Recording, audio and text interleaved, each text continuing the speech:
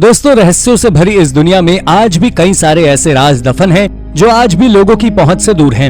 इन रहस्यों को हमसे परिचय करवाने के लिए खोजकर्ताओं और इतिहासकारों की टीमें हमेशा ही कोशिश में जुटी रहती हैं और सबको चौंकाने वाली ऐतिहासिक चीजों को हमारे सामने लाती रहती हैं। इसीलिए आज की इस वीडियो में हम बात करने वाले हैं हमारे सामने खोजकर्ताओं के मेहनत के रूप में सामने आई 10 रहस्यमयी जगहों के बारे में। तो चलिए शुरू करते हैं हमारी आज की इस वीडियो को। Number 10, ancient Roman sanctuary.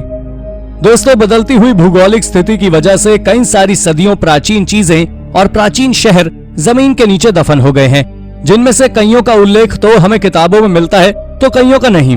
खोजकर्ताओं को इटली की राजधानी रोम के नीचे मिली एक ऐसी ही रहस्यमयी और प्राचीन सेंचुरी इस बात का प्रमाण है। इस सेंचुरी को लैपिस नाइगर सेंचुरी के नाम से जाना जाता है, जिसका मतलब होता है काले पत्थर से बनी सेंचुरी। प्राचीन रोम के नीचे मिली ये सेंचुरी पूरी तरह से काले पत्थर से निर्मित है। साल 1889 से 1890 में खुदाई के दौरान क्यूरिया और जूलिया और आर्क ऑफ सेप्टिमियस सीवेरस के बीच में मिली ये सेंचुरी देखने में अपने आप में काफी अद्भुत है। खुदाई के दौरान इस सेंचुरी में कई जानवरों के अवशेष, मूर्तियां, श्रद्धा संबंधी उपकरण मिले हैं। उनका मानना यह था कि शायद रोमन्स किसी विशेष पूजा के लिए इस सेंचुरी का उपयोग करते थे, जिसका कारण अभी तक पता नहीं चला। 6वीं सदी की यह सेंचुरी अपने आप में मिली काफी ज्यादा रहस्यमयी है। Number 9, Vikings boat grave. दुनिया के महान योद्धाओं में शुमार वाइकिंग्स को भला कौन नहीं जानता। स्वीडन, डेनमार्क को तो पहले डैनलैंड कहा जाता था, जिन्होंने 7वीं सदी से लेकर लगभग 11वीं सदी तक पूरे यूरोप में अपना कहर बरपाया था। वाइकिंग्स लोग जितने पराक्रमी थे, उतने ही ज्यादा नौका शास्त्र में भी काफी ज्यादा पारंगत थे। उनको अलग अलग प्रकार की नाव को बनाने में महारत हासिल थी।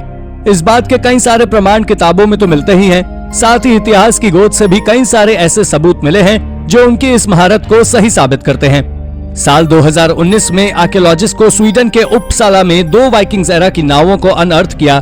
इन नावों की बनावट काफी ज्यादा अद्भुत थी। इन नावों में एक कुत्ते, घोड़े और एक इंसान के जीवाश्म भी मिले। एक्सपर्ट्स के हिसाब से माने तो ये वाइकिंग्स एरा में लोगों के मरने के बाद उन्हें इसी प्रकार प्रिजर्व किया जाता था। इस खुदाई में खोजकर्ताओं को इन नाव के साथ साथ तलवार, तीर कमान, भाले और ढाल भी बरामद हुए। Number 8, island of gold. दोस्तों, इंडोनेशिया में साल 2021 में वाटर डाइवर्स ने 14वीं सदी के एक सोने के जखीरे को पानी के अंदर खोज निकाला है। इंडोनेशिया में प्रचलित प्रमुख दंत कथाओं के मुताबिक इंडोनेशिया के पैलियमबैंग इलाके के क्रोकोडाइल लैडन म्युंसी नदी के पानी में किंगडम ऑफ श्रीविजया का एक काफी पुराना खजाना छुपा हुआ है, लेकिन इसकी लोकेशन किसी को भी नहीं पता। इस दंत कथा को सही मानते हुए लगातार 5 सालों तक डाइवर्स ने मुंसी नदी का चप्पा चप्पा छान मारा और कई बहुमूल्य बुद्ध प्रतिमाओं की खोज की। लेकिन अभी हाल ही में 5 सालों की मेहनत के बाद डाइवर्स ने आइलैंड ऑफ सुमात्रा को ढूंढ निकाला है, जिसमें अनेकों प्रकार के बहुमूल्य ज्वेलरी शामिल है। ये खजाना प्राचीन किंगडम ऑफ श्रीविजया का माना जाता है, जो प्राचीन समय पर मरीन सिल्क रूट कंट्रोल करता था, जिसकी राजधानी इस नदी में स्थित एक आइलैंड पर थी। Number 7, last Roman gladiator arena. अभी हाल ही में साल 2022 में स्विट्जरलैंड में खुदाई के दौरान खुदाई कर रहे मजदूरों को एक 1400 साल पुराना ग्लैडिएटर एम्फीथिएटर मिला है। ग्लैडिएटर एम्फीथिएटर का निर्माण लगभग 4वीं सदी के दौरान किया गया था, जिस कारण से ये एम्फीथिएटर अभी तक मिले एम्फीथिएटर्स में सबसे युवा है। ये एम्फीथिएटर मजदूरों को तब दिखाई दिया जब मजदूर एक रोइंग क्लब के लिए खुदाई कर रहे थे। इस एम्फीथिएटर का स्ट्रक्चर टिपिकल रोमन एम्फीथिएटर से काफी अलग है और ये एरिया में भी उनसे काफी कम है। एक्सपर्ट्स का मानना है कि इस एम्फीथिएटर का इस्तेमाल जानवरों और इंसानों की लड़ाई के लिए किया जाता था। Number 6, palace of Zominthos. दोस्तों, साल 1982 में यानिस सैकेलारिकस नाम के एक आर्कियोलॉजिस्ट ने क्रीट के एक ग्रीक आइलैंड पर एक डबल स्टोरी बिल्डिंग को खोज निकाला, जिसे मिनियंस ने कई हजार साल पहले बनाया था। क्रीट वही जगह है जो पैलेस ऑफ नोसोस और खतरनाक जानवर माइनोटॉर के लिए जाना जाता है। कहा जाता है कि यानिस द्वारा खोजा गया हिस्सा किसी बड़े निर्माण का एक छोटा सा हिस्सा है। अभी पिछले साल ही इसी साइट पर एक पुराना श्राइन भी मिला है। ओल्ड सिविलाइजेशन से जुड़े इस खोज के ऊपर आज भी रिसर्च जारी है और एक्सपर्ट्स आज भी इस साइट पर खोज कर रहे हैं। Number 5, mount Nemrut. Southern Turkey स्थित माउंट नेमरेट भी उन खोजों में से एक है जो प्रॉस्पेरस ह्यूमन कल्चर की याद हमें दिलवाती हैं। माउंट नेमरेट को हेलेनिस्टिक पीरियड के सबसे शानदार निर्माणों में गिना जाता है।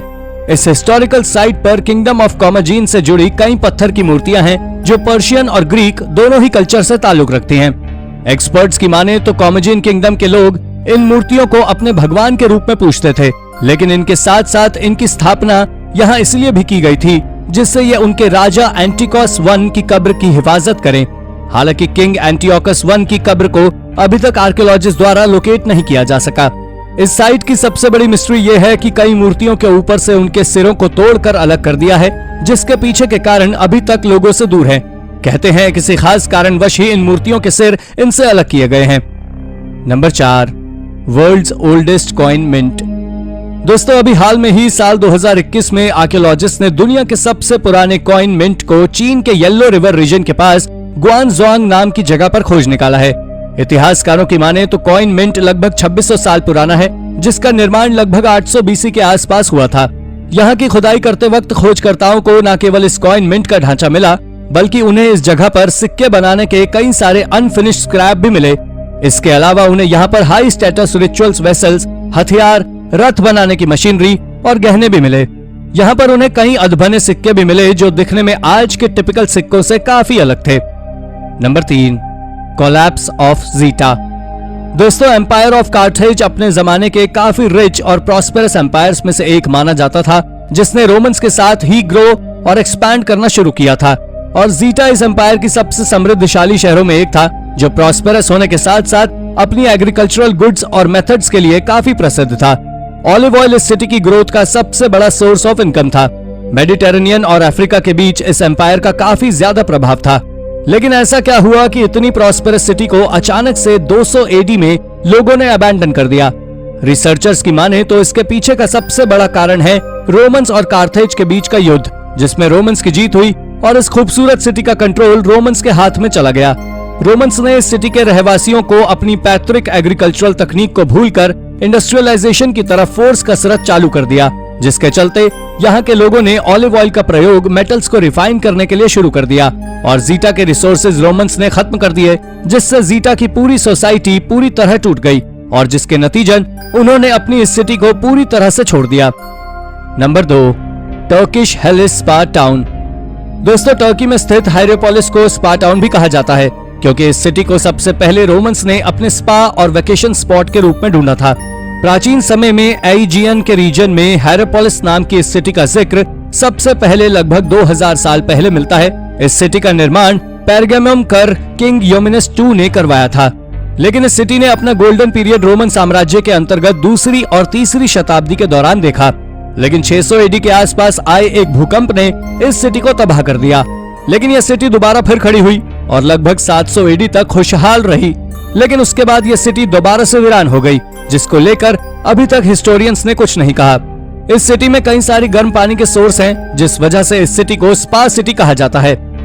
Number 1, lost villages of Norfolks. दोस्तों, इंग्लैंड के नॉर्फॉक एरिया में लगभग 200 गांव ऐसे थे जो किसी न किसी कारण से लोगों की नजरों और उनकी पहुंच से दूर हो गए थे। कहा जाता है कि कई गांव तो सी वाटर लेवल बढ़ाने के कारण डूब गए, तो कई गांव को लोगों ने सेकेंड वर्ल्ड वॉर के बाद छोड़ दिया या फिर उनसे खाली करवा लिया गया।